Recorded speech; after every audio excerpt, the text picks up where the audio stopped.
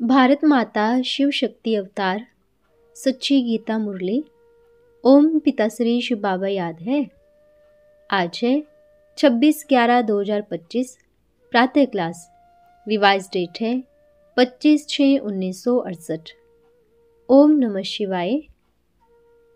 आज बाबा ने कहा, लाडले बच्चे, जी बाबा, जब किसी को समझाते हो तो बोलो भक्ति मार्ग के शास्त्र मत पर तो हम बहुत समय चले, अब तो हम डायरेक्ट ईश्वर के मत पर चलते हैं।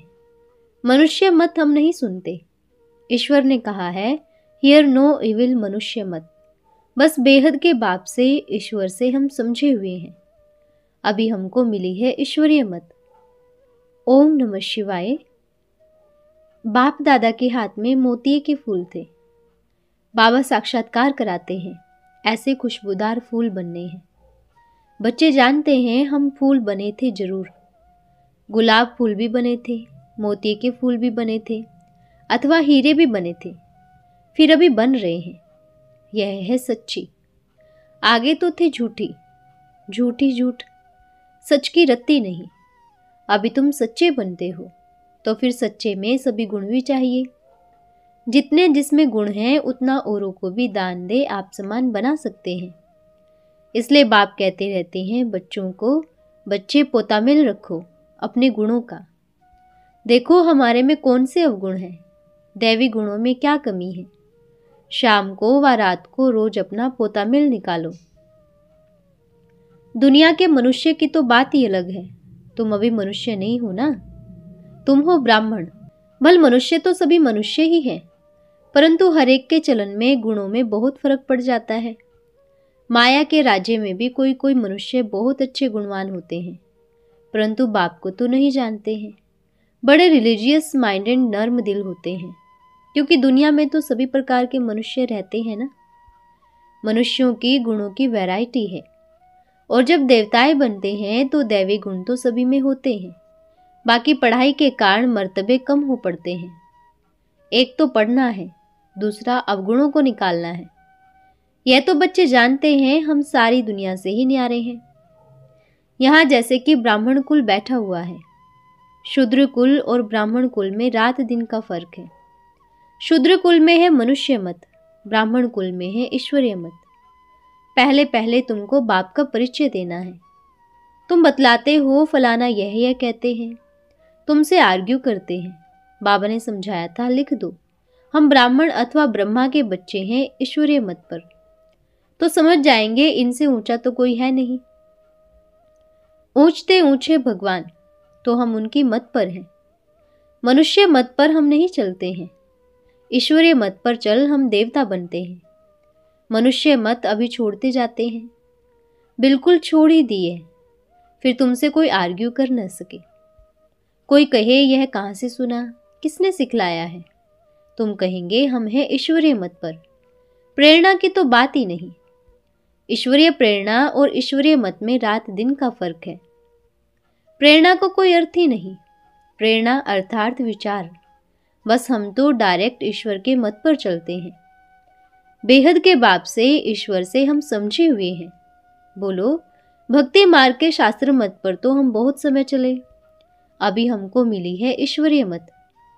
वह भक्ति मार्ग है ही अलग, यह है ज्ञान मार्ग। तुम बच्चों को तो बाप की ही महिमा करनी है।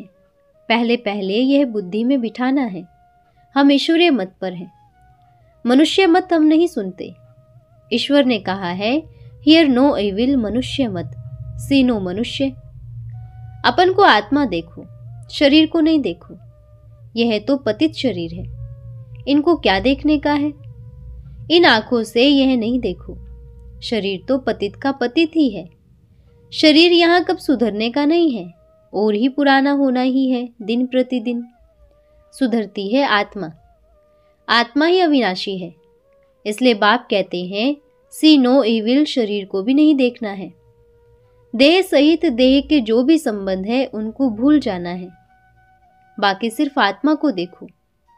एक परमात्मा बाप से सुनो, इसमें ही मेहनत है। तुम फील भी करते हो यह बड़ी सब्जेक्ट है। जो होशियार होंगे उनको फिर पद भी इतना ऊंच मिलेगा। सेकंड में जीवन मुक्ति मिल सकती है, परंतु अगर पूरा पुरुषार्थ नहीं किया तो फिर सजा भी बहुत खानी पड़ेगी। तुम बच्चे अंधों की लाठी बनते हो बाप का परिचय देने के लिए। आत्मा को देखा नहीं जाता है, जाना जाता है। आत्मा है कितनी छोटी। इस आकाश तत्व में मनुष्य देखो कितने जगह लेते हैं। मनुष्य तो आते जाते हैं ना, आत्मा कहाँ आती जाती है क्या? आत्माओं की कितनी छोटी जगह होगी, विचार की बात है। आत्मा कितनी अति सूक्ष्म है। आत्माओं का झुंड कितना छोटा होगा। शरीर की भेंट में आत्मा कितनी छोटी है, कितनी छोटी जगह लेगी। तुमको तो रहने के लिए बहुत जगह चाहिए। सारी आत्माओं को इकट्ठा करो तो भी एक फरलांग भी नहीं होगा। इसमें सभी आत्माएं आ जाएंगी। बुद्धि से काम लिया जाता है। अभी तुम बच्चे विशाल बुद्धि बने हो। मनुष्य तो कह देते परमात्मा नाम रूप से न्यारा है, फिर तो आत्मा भी नाम रूप से न्यारी। बाकी क्या है? कुछ भी नहीं। ये सभी बातें विचार की जाती हैं। हमारा रहने का स्थान ब्रह्म महतत्व है, कितना बड़ा है। आकाश तत्व से भी उनको बड़ा कहेंगे। इनका भी अंत नहीं, उनका भी अंत नहीं, समुंदर का भी अंत नहीं ले सकते हैं। बहुत फर्क है। वह है हम आत्माओं का घर। यहाँ हम आते हैं पार्ट बजाने। कितना बड़ा शरीर मिलता है, कितनी कर्मेंद्रियां हैं, क्या क्या करते हैं। ये विचार करते भी बाप याद आते हैं। बाबा सभी बातें समझाते हैं नई दुनिया के लिए, और फिर बताने वाला भी नया है। कृष्ण भगवान वाच है नहीं। रचयिता और रचना के आदि मध्य अंत का ज्ञान वह बता न सके। वह तो कुछ भी नहीं जानते। तुम कहेंगे वह राजयोग का अक्षर भी नहीं जानते। तुमको ये कौन समझाते हैं? पहले पहले यह बताना है। कोई भी मनुष्य नहीं जानते हैं। सबसे रहम मांगते रहते हैं। खुद में ताकत नहीं है जो अपन पर रहम कर सके। तुमको ताकत मिली है। तुमने बाप से वर्षा लिया है, और कोई को रहमदिल नहीं कहा जाता। मनुष्य को कब देवता नहीं कह सकते हैं। रहमदिल एक ही बाप है जो मनुष्य को देवता बनाते हैं। बाकी तो सभी हैं कागविष्टा समान रहम करने वाले। इसलिए कहते हैं परमपिता परमात्मा की महिमा अपरंपार है, उसका पारावार नहीं। बाप जो नई दुनिया बनाते हैं उसमें सभी कुछ नया होता है। मनुष्य, पशु, पंछी सभी सतो प्रधान होते हैं। बाप ने समझाया है तुम ऊंच बनते हो तो तुम्हारा फर्नीचर भी ऐसा ऊंच होता है। सभी चीज ऊंचते ऊंच होते हैं। ऊंचते ऊंचा भगवान गाया हुआ है। वह है बेहद का बाप। ऊंचते ऊंच बाप से विश्व की बादशाही मिलती है। बाप सिर्फ कहते हैं हम तीरी पर बहिष्त ले आया हूं। वह लोग तीरी से क्या क्या निकालते हैं। यह तो पढ़ाई की बात है, सच्ची रियल पढ़ाई। तुम समझते हो हम पढ़ रहे हैं, पाठशाला में आए हैं। यह पाठशालाएं तुम बहुत खोलो। तुम्हारी एक्टिविटी को देख कोई फिर उल्टी चलन चलते हैं तो नाम बदनाम कर देते हैं। देह अभिमान वाले की एक्टिविटी ही अलग होगी। देखेंगे ऐसी एक्टिविटी है तो फिर सभी कलंक लग जाता है। समझते हैं इनकी एक्टिविटी में तो फर्क नहीं है, तो गोया बाप की निंदा कराई ना।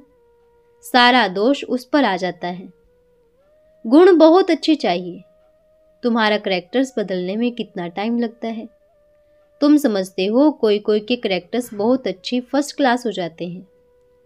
वे दिखाई भी पड़ेंगे। बाबा एक एक बच्चे को बैठ देखते हैं। इनकी कर्मेंद्रियां क्या क्या करती हैं, इनमें क्या क्या गुण हैं, क्या क्या अवगुण हैं। गुण और अवगुण दोनों पर ही नजर जाएंगी। इसमें क्या क्या खामियां हैं जो निकालने चाहिए। एक एक की जांच करते हैं। खामियां तो सभी में हैं, तो बाप सभी को देखते रहते हैं। रिजल्ट देखते रहते हैं खामियों ऊपर। बाप का तो बच्चों पर लव रहता है ना। जानते हैं इनमें यह खामी है, इस कारण यह उतना ऊंच पद पा नहीं सकते हैं। अगर खामियां नहीं निकलेंगी तो बड़ा मुश्किल है। देखने से ही मालूम पड़ जाता है। कोई गड़बड़ होगी तो बाबा की शक्ल फिरते रहेंगे। यह तो जानते हैं अभी टाइम पड़ा है बाकी खामियां निकालने के लिए। उम्मीद है सुधर जाएंगे। कितना टाइम लगता है एक एक की जांच करने के लिए।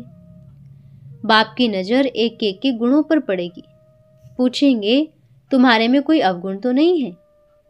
बाबा के आगे तो सच बता देते हैं, कोई कोई को देहाभिमान रहता है तो नहीं बताते हैं।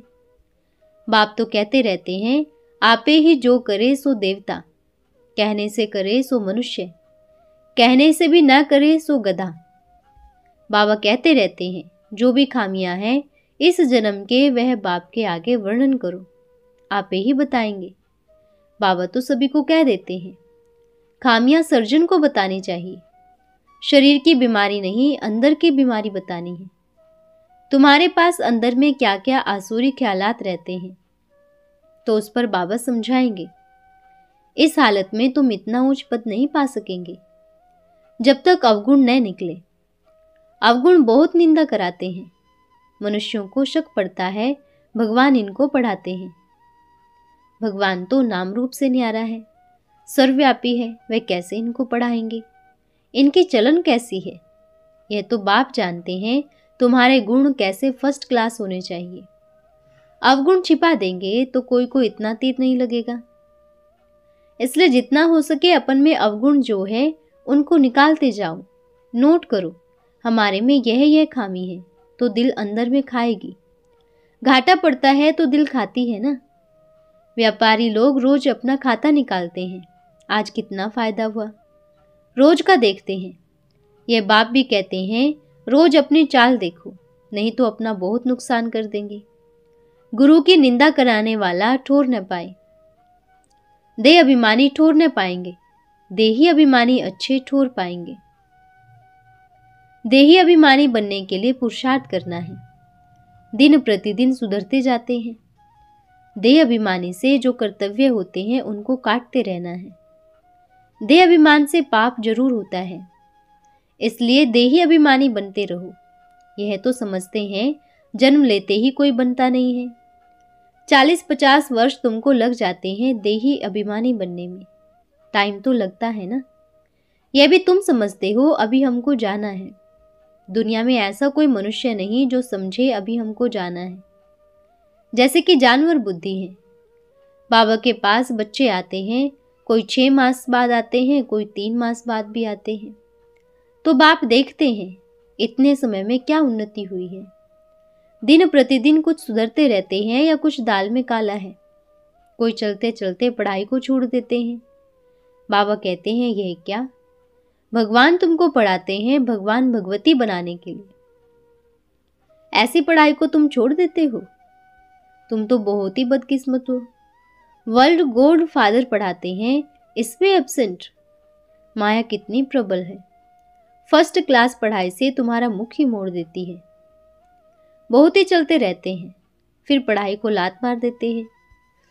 यह तो तुम समझते हो हमारा अभिमुख है स्वर्ग की तरफ, लात है नर्क की तरफ। तुम हो संगमयुगी ब्राह्मण, यह पुरानी रावण की दुनिया।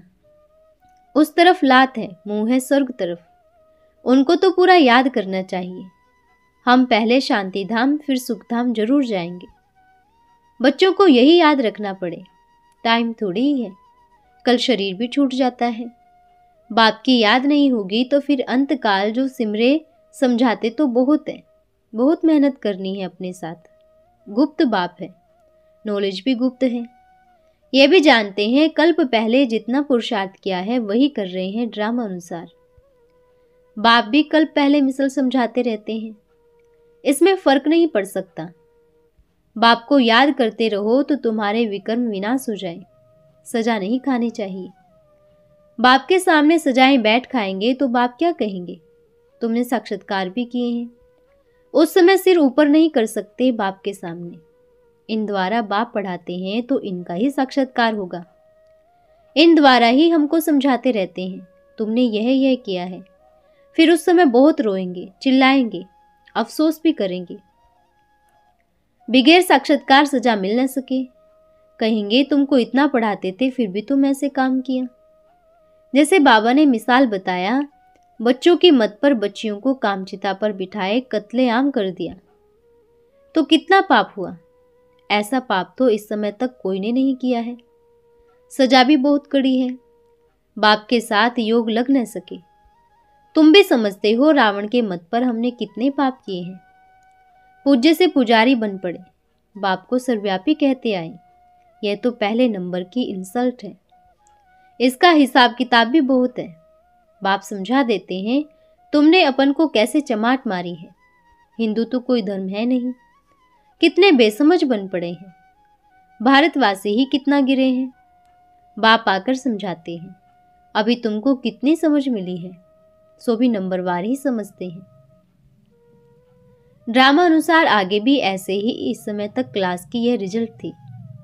बाप बतावेंगे तो सही ना, तो बच्चे अपनी उन्नति करते रहें, दे अभिमान छोड़ते रहें। अच्छा, मीठे मीठे सिकिलते बच्चों को रूहानी बाप दादा का याद प्यार गुड मॉर्निंग और नमस्ते। हम रूहानी बच्चों की रूहानी माता पिता बाप दादा को याद प्यार शुभ प्रभात और नमस्ते बाबा नमस्ते। धन्यवाद बाबा धन्यवाद। आज का वरदान है देही अभिमानी भव। देही अभिमानी बन पार्ट बजाने वालों के रिजल्ट क्या होगी? वह स्वयं भी संतुष्ट और सभी उनसे संतुष्ट होंगे। सिर्फ स्वयं से संतुष्ट रहना बड़ी बात नहीं, लेकिन स्वयं संतुष्ट रहकर दूसरों को भी संतुष्ट करना, यह है पूरा स्लोगन। वह तब हो सकता है जब देही अभिमानी होकर विशेष पार्ट बजाएंगे। ऐसा पार्ट बजाने में मजा आएगा और खुशी भी होगी। अच्छा, ओम नमः शिवाय।